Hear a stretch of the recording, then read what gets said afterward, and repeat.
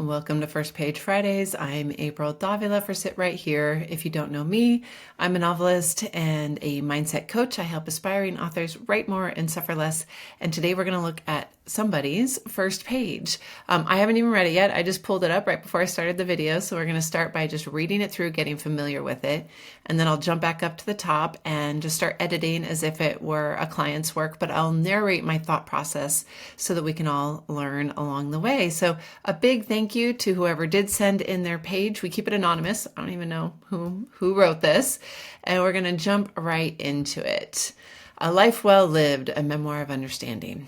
Okay, so we know it's a memoir. The unforgiving wind has numbed my feet, and I'm on my knees leaning into the face of the bomb. Sergeant Keeler's right shoulder is firmly against my left shoulder, his face 45 degrees left with his rifle raised to the ready. I'm not leaning into the bomb for comfort from the cold. It's to make sure no one can I'm not leaning into the bomb for comfort from the cold. It's to make sure no one can see the face of the tactical nuclear weapon I'm trying to arm for detonation. No person, no airborne craft, no satellites. No one can ever see its technical design. Specialist Hernandez is on my right shoulder with his rifle at the ready, facing behind and 45 degrees away in the other direction from Keeler. I'm frantically trying to calculate the error rates for the countdown timer I'm trying to set. So many variables, and they're all swimming in different directions in my head. I decide to select the nuclear yield first, and then come back to the timer. This will be a 0.2 kiloton detonation. 10 minutes out, Keeler hoarsely whispers to me. He is monitoring Air Force AWACS surveillance aircraft tracking the Russian Special Forces Spetsnaz team that is trying to find us in order to stop the tactical nuclear detonation. They've split. They're now 2 teams of 6 and moving to contact us. I've got to set this timer. Okay, U.S. troops are transiting the area and won't reach minimum safe distance for at least 15 minutes. All right, this is very interesting. I can't believe this is a memoir. It's fascinating. Okay, I'm definitely intrigued. And it has even like just from the cadence of this opening, it's a little more staccato, which is like a really good choice for something like this. It's tense. There's literally a bomb. Time is of the essence. And so having these shorter sentences, this, like it's like that's a really great style for this type of story. That's kind of my first impression. So on the other side of that is it's a lot of logistics to kind of keep track of. Not that it's too much, but let's just, in terms of like whose shoulders are touching who and how many degrees away people are facing, I wonder if there's a way to simplify just a little bit. I also have to acknowledge that like I can appreciate the more like thriller style, but it's not necessarily like my favorite genre. And so I have to acknowledge that like for some people, I don't know this acronym, like I know what a kiloton is, but there might be some things that like just aren't, that might read more true to someone who knows this world already a little bit better, which I don't. That said, you also want to keep your book accessible to people who maybe don't know all the details, which, I would be a good sample of that. So looking for ways to both satisfy the people who love the tech jargon while not losing the people who don't understand it. So in some ways, I'm actually a good person to be reading this for you. Let's jump into actually editing. There's not a lot, I didn't notice a lot in terms of technical stuff or in terms of line edits, but let's jump in. The unforgiving wind has numbed my feet, and I'm on my knees leaning into the face of the bomb. Okay, so I think the face, so face here, and then there's another facing. I think that was part of my confusion, and that should be pretty easy to fix. So the face of a bomb, is there another word for the face of the bomb? And again, this would be, for those of us who don't know bomb construction, an opportunity to open the door of like, here's what's happening. So is there another word for it? Like, and I'm making my best guesses here. This is a challenging one. So feel free to leave your comments below and we'll talk it out. But I'm on my knees leaning into the wiring of the bomb. I know that's not good, but there has to be another word for face, question mark, of the bomb. I also think there's some opportunity here to, okay, the unforgiving wind, that tells us we're outside and it's cold. I'm on my knees leaning into the front of the bomb. Let's just say front. I know there's a better word for that. I'm going to leave that to the experts here. Into the front of the bomb. Ugh, I'm sorry. That is, hold on. Okay, I couldn't help myself. I Googled it. It seems like face of the bomb is not necessarily like a technical term. What are the different parts of a bomb? Let's just really quick. I'm going to pause. You don't need to see all this. Okay, so here we go. I would say be specific. The initiator, the switch, the main charge, something like that. So I'm gonna just say main charge of the bomb, and you'll need to fill that in correctly. Sergeant Keeler's right shoulder is firmly against my left shoulder. That I'm tracking. He faces 45 degrees left with his rifle raised to the ready. I wonder if you could just say he stands with his rifle at the ready. So if you, instead of like the super technical, you can just say he stands facing 45 degrees. And see, again, it doesn't really, unless it really matters that he's exactly 45 degrees angled, I would just say he stands with his rifle at the ready. That's the important part, right? He stands with his rifle at the ready. And we know you're kneeling, that our protagonist is kneeling. So clearly, like if he's standing with his rifle at the ready, we know that he's more of an on alert position. We don't necessarily need to know the exact degree. Again, unless that's really important to you. It's your story. I'm not leaning into the bomb for comfort from the cold.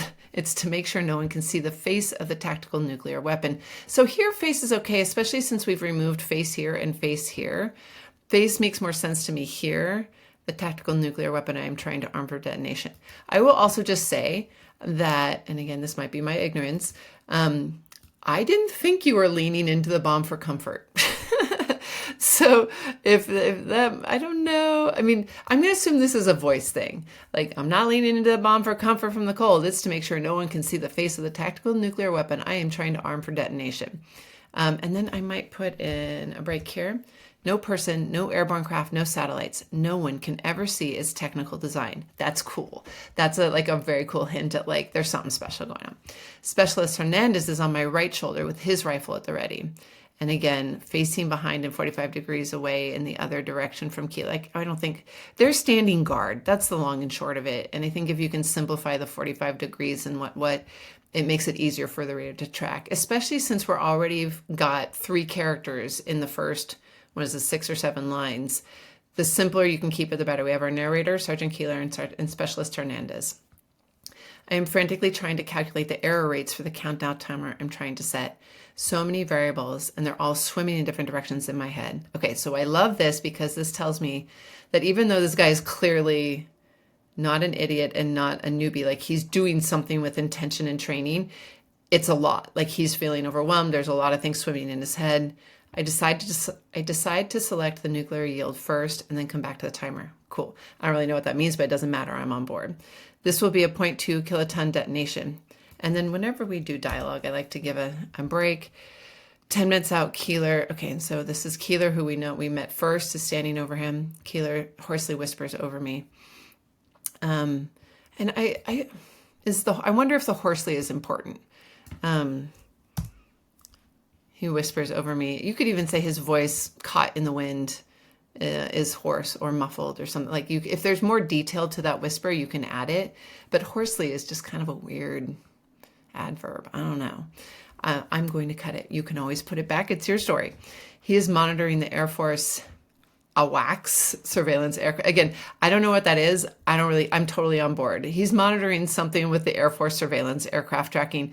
I don't need to know what this is to know that our narrator does. And that if it was important, I trust that he would tell me what that meant. But right now, all I need to know is that Keeler is monitoring the Air Force surveillance aircraft tracking the Russian Special Forces Spetsnaz team that is trying to find us. So this is so he's monitoring the team that's trying to find us. These are really good details.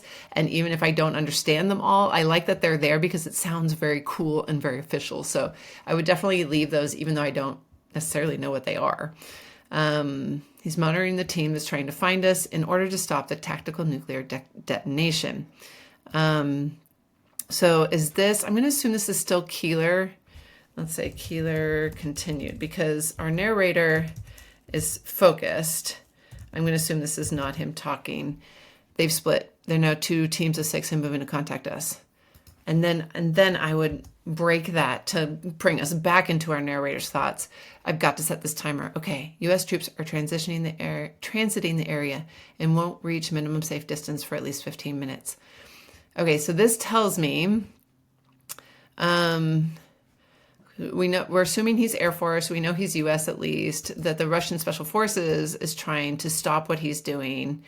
Okay, so this is really quite solid, and I think let's read it through a little bit one more time without all the 45-degree angle stuff.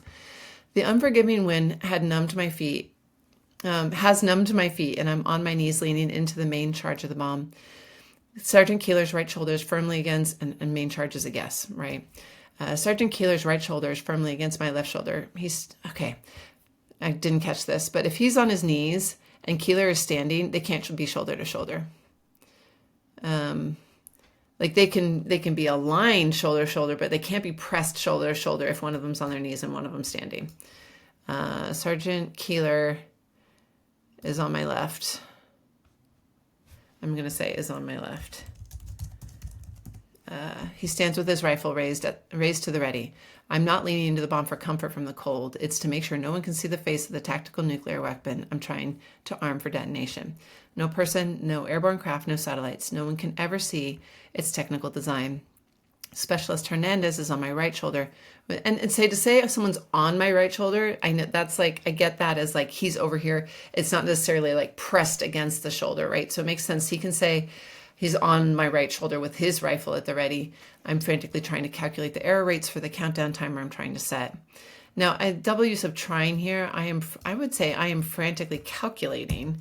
And if you take out trying, you give a little more credibility to your character anyway. I am frantically calculating the error rates for the countdown timer I'm trying to set. So he's trying to set it by doing the calculations, but not trying to calculate, because presumably he knows how to. So many variables, and they're all swimming in different directions in my head. I decided to select the nuclear yield first, then come back to the timer. This will be a 0.2 kiloton detonation. 10 minutes out, Keeler whispers to me. He is monitoring the Air Force AWACS surveillance aircraft tracking the Russian Special Forces Spetsnaz team that is trying to find us in order to stop the tactical nuclear detonation. Keeler continued. They've split. And I wonder too, could you like have Keeler like touch his ear? Like, how do we know Keeler's getting? Is he looking at? Because I'm picturing him with his weapon, right? Does he have like one of those FBI kind of wires in his ear that's updating him, or is it one hand on the gun, one hand with a walkie-talkie? Like, I wonder if you could give us a little detail about how Keeler is getting his information, because clearly it has to be quiet, right? Everything's very quiet. That would be kind of a cool detail to get in there. They've split. They're now 2 teams of 6 and moving to contact us. I've got to set this timer. Okay, U.S. troops are transiting the area and won't reach minimum safe distance for at least 15 minutes. So, and then the story is off, right? Presumably we're dealing with this detonation and things get crazy from there. I mean, I think this is pretty good. I almost always will give the note of like, consider opportunities for tell us what somebody looks like. I mean, these are military dudes, clearly. But if you have an opportunity in here, like, to tell us just a little bit more about our narrator. I mean, we don't even know our narrator's name yet. We don't know if male or female. We actually don't know if Specialist Hernandez or Keeler are male or female. I'm kind of assuming male because it's military and that's our societal bias, but I don't know that. I wonder what kind of detail they're going to, presumably, are they in uniform? I would think, unless maybe it's like a special ops thing and they're dressed undercover. I don't know. Those would be kind of cool details if you could get them in there, but you also don't want to really slow down the prose with a lot of description. So I will leave that to you in terms of how to balance it, but do think about what might you be able to drop in as a detail. Sergeant Keeler's on my left. Oh, you do say he. Sorry. He and Specialist Hernandez is with his. So we do know they're male, at least them. We don't know about our protagonist or our narrator yet. let's see, how else could he whispers over to me? I mean, could you have one of them like wipe at a beard or adjust their I don't know if they're wearing a cap or like can just looking for details so you can just start to dust into the story a little bit. With an opening like this, with like a literal ticking, or not quite yet, trying to make it tick bomb, there's not a lot of room for description. So you kind of just have to give hints at things. We also know it's cold, so it's somewhere where it gets cold. But is there some way to hint at, I don't know, are we on Russian territory? Are we in one of the like, I don't know, are we in Ukraine? It may not be appropriate to try to get that information in yet. But when you say like the U.S. troops are transiting the area, that might be an opportunity, like the plateau of the blah blah blah, or even if I don't know what that is yet, the word hopefully would give me a hint at like where we are in the world. So maybe don't set it in Georgia, because that would be confusing. It's always cracked me up that it's like Uzbekistan, Kazakhstan, and Georgia. But if you chose the name carefully and you said they were transiting the plateau of the blah, and actually used a word that was local to the area, that might give the reader a hint at where exactly this character is kneeling in the cold. So yeah, just looking for opportunities like that. I think that's everything I have to say on this one. I thank you everyone for tuning in. If you would like to send in your first page, there's a link below in the comments. You can send it in. We'll put it on the list. And sooner or later, we'll get to your first page. So have happy writing, everybody, and I will see you next time.